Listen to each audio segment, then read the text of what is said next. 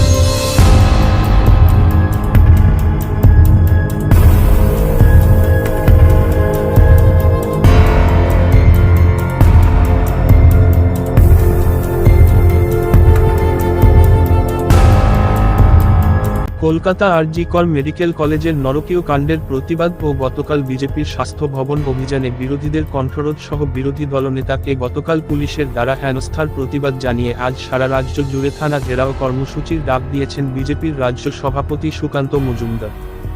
সেই নির্দেশে আজ রাজ্য তথা জেলা জুড়ে সব থানা ঘেরাও কর্মসূচি নিয়েছে বিজেপি। হুগলি সাংগঠনিক বিজেপির পক্ষ থেকেও আজ চুঁচুড়া থানা ঘেরাও কর্মসূচি অনুষ্ঠিত হল। হুগলি জেলা সাংগঠনিক বিজেপির সভাপতি তুষার মজুমদারের নেতৃত্বে বিজেপি নেতাকর্মীরা আজ চুঁচুড়া থানায় বিক্ষোভ প্রদর্শন করল।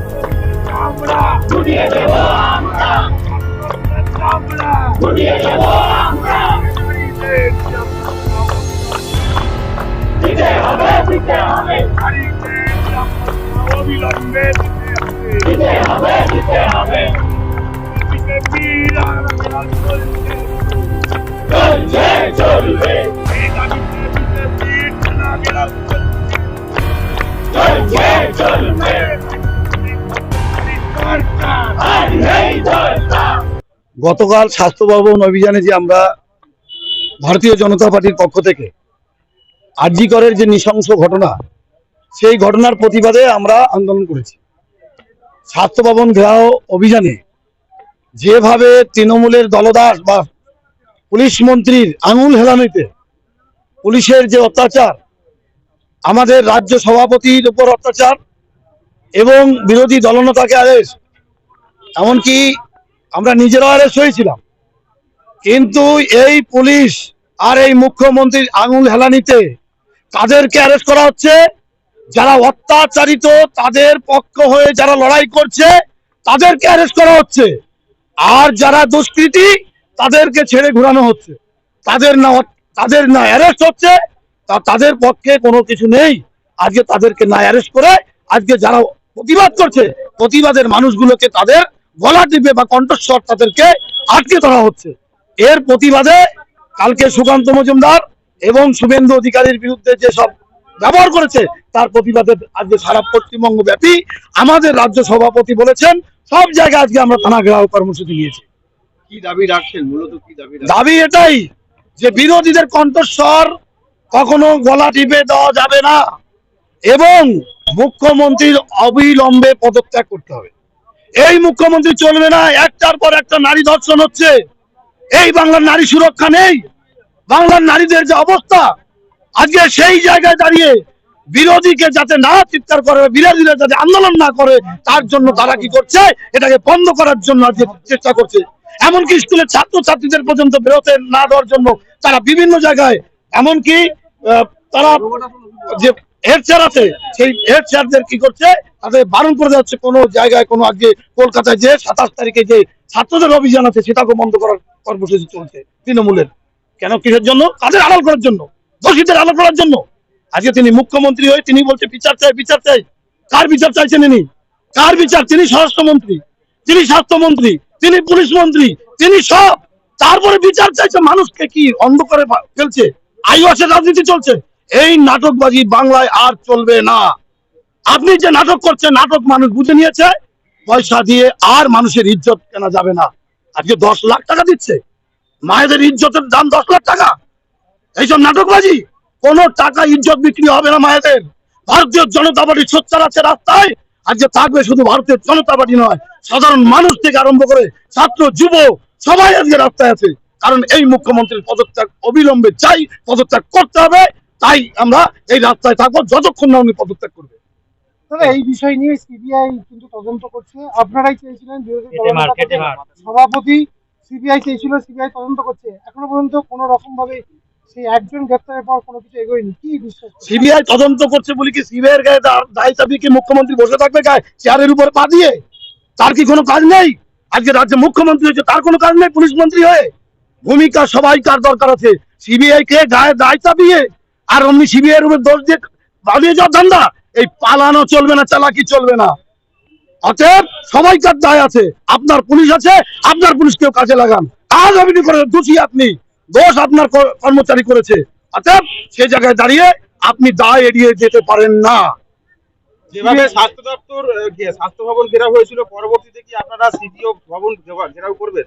আমাদের কর্মসূচি, আমাদের রাজ্য সভাপতি যে নির্দেশ দেবে তার নির্দেশের বাইরে আমরা কাজ করি না।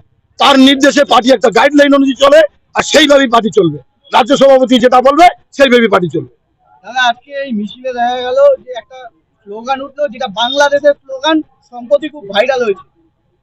পরিস্থিতি কি, বাংলার পরিস্থিতি দিন দিন বাংলাদেশের মতো হচ্ছে? কি স্লোগান? কোন স্লোগান? মুখ্যমন্ত্রীর পদত্যাগের যে স্লোগানটা, এটা বাংলাদেশের স্লোগান, খুব ভাইরাল হয়েছে। এটা বাংলাদেশের স্লোগান কোথায়? এটা ইন্ডিয়ার স্লোগান। তাহলে বাংলাদেশ জয় বাংলা করে ওইটা কার স্লোগান? তৃণমূল যেটা জয় বাংলা বলে ওইটা কার স্লোগান? অতএব ওইসব আমরা অনুকরণ করি না, ওটা তৃণমূল করতে পারে। আমরা যেটা, এটা মুখ্যমন্ত্রী পদত্যাগ, এটা এখানেই হবে, কিন্তু জয় বাংলা বলছি না। আমরা মুখ্যমন্ত্রী পদত্যাগ বলছি। অতএব পদত্যাগ করতে হবে। যেভাবে সরকারের পতন চাইছেন, এই 7 দিনে সারা ভারতবর্ষে 11টা মেয়ে ধর্ষিতা হয়েছে, তাহলে কি প্রত্যেকটা জায়গায় সরকারের পতন চাইবেন? সরকার আমি যেখানে থাকি সেখানের কথাই আমি বলতে পারি। আমার জায়গা আমার সুস্থ থাকবে, এটাই আমরা চাই। আমরা এই বাংলায় থাকি, এই বাংলা সুস্থ থাকবে। অর্থাৎ এই বাংলার মুখ্যমন্ত্রী পদত্যাগ চাই, আমরা এখানে সুস্থ থাকতে চাই। আমরা বাইরে বাইরে চিনি না।